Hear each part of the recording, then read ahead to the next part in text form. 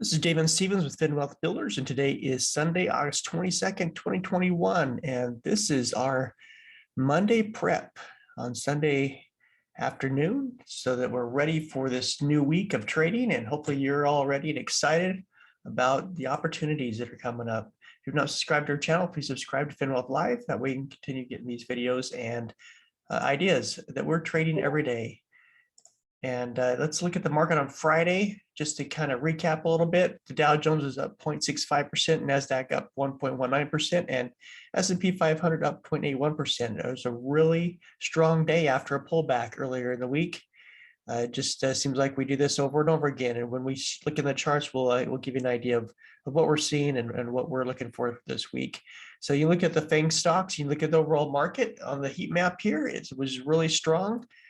So a lot of good reactions to the little pullback. And so if you bought the dip again, which continues to give you opportunities over and over again, then you should be very happy with where you're at today. You can look at, though, if we're looking at the world, you can see overall it looks pretty good. BABA continues to get hammered on in China. But you can see that some of the other stocks kind of had a little bit of light here on China.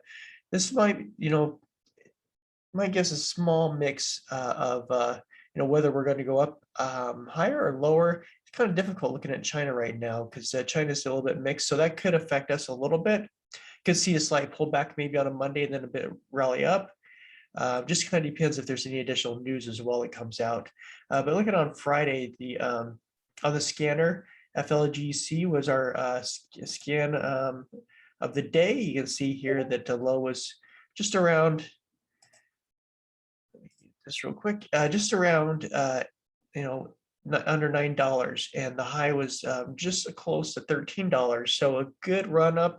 You can see here, even if you did miss this first one, which a lot of times on the scanners, sometimes they hit a little bit late, so you don't always get the first notice until you have to just be ready to execute as soon as it notes, as soon as it posts. So if you missed it and it was up to close to $12, it did come back and dip down just around $10 to let you get back in and write it back up here again. So if you didn't miss the first entry, hopefully you got the second entry in. Looks like it's consolidating up here around just under this $13 mark. This is going to be a little bit of resistance, but it did stay, above the moving averages. So I'm looking at a continuation this week. So this will be on our radar for the next several days here to see if we can get a continuation on FLGC. So that'll be on our watch for the first thing in the morning. See if we get a gap up or whether we get a continuation of a run here on this stock. Looking at earnings this next week for August 23rd, we have JD, Palo Alto, Best Buy, Toll Brothers, Dick's, Sporting Goods, Snowflake, Salesforce, Workday, Big Lots. So we have a few of them in here. Not the strongest ones that I like to see for earnings this week, but we'll see what they bring. Again, I love earnings season. I love the volatility. I think there's great opportunity here. Some of my best days are trading these earnings. So I really do like it. So we'll see what this week brings. Hopefully it brings a lot of good stuff for us.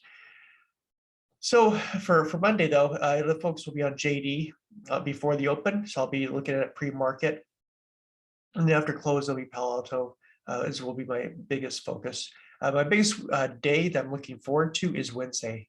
I think Wednesday probably provides in a day probably the greatest opportunity for this week. So just so that you know that what we're looking at. If you look at John Deere, which was the last earnings on Friday, I told you Fridays they always have good earnings or a lot of earnings, but Deere did have an opportunity. If you look at the daily chart, it was on a downward trend for several days, and so after the earnings, you can see that it gapped up a little bit. It was a low. The prior day on Thursday was 354. It went up to 367, down to 344, and then back up to 351. So John Deere did give you a little bit of a ride on Friday. Wasn't that impressive when I wasn't watching closely.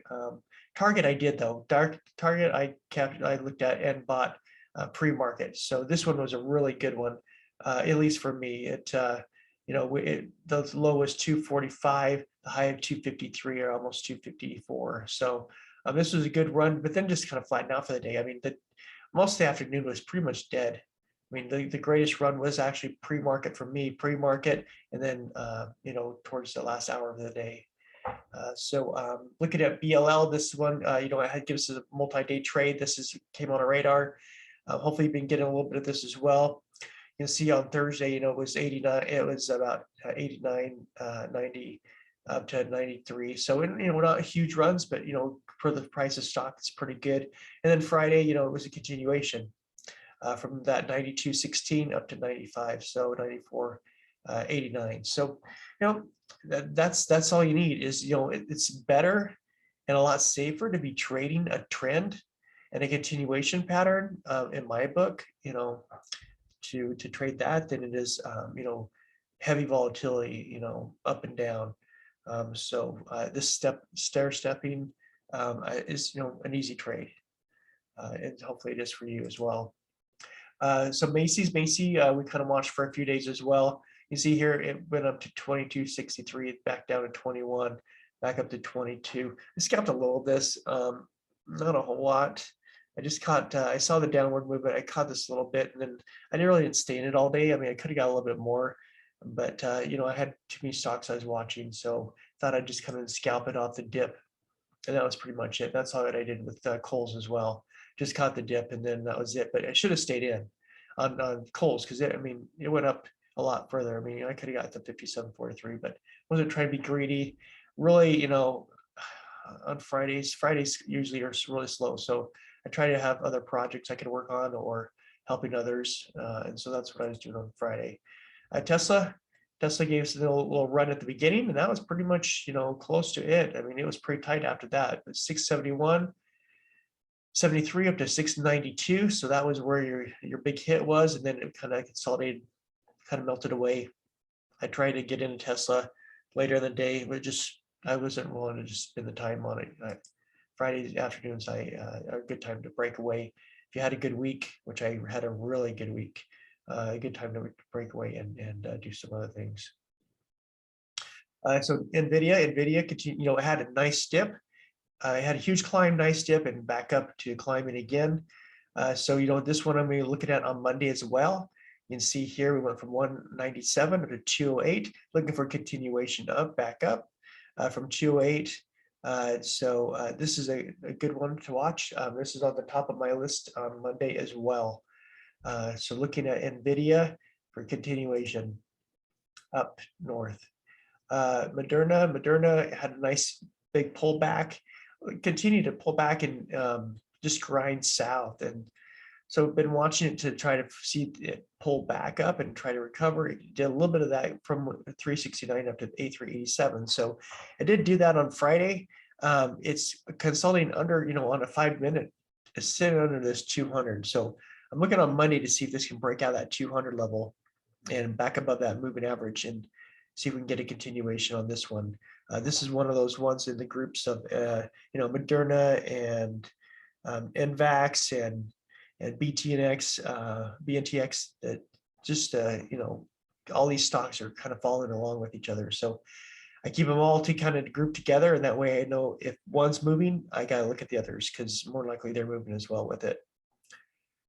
So that's Moderna. There's the NVAX. NVAX has been a nice, and it would decline. It had a pullback, huge pullback, and now look at just ripping back up. This was a good one as well.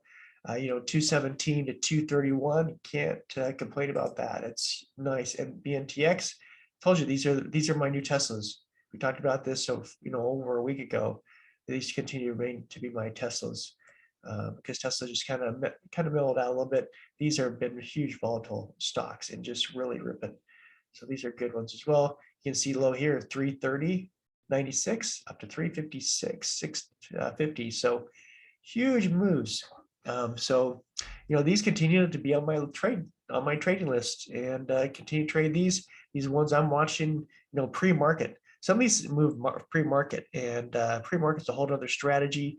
But if you have some good volatility, you have good base and a good trend, pre-market is a great place to get in. And so, I cover a little bit of that in my trainings.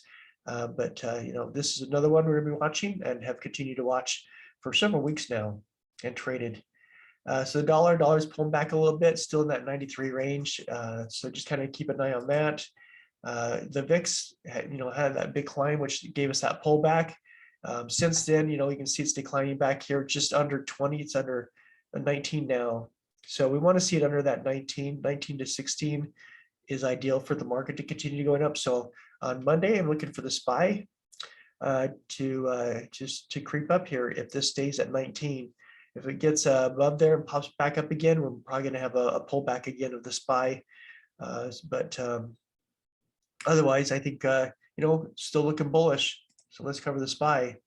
Here's a SPY, and you can see we've covered this, last week and a few weeks ago. We continue to see it, the SPY kind of go north, pull back to the 50, back up, down to the 50, back up, down to 50.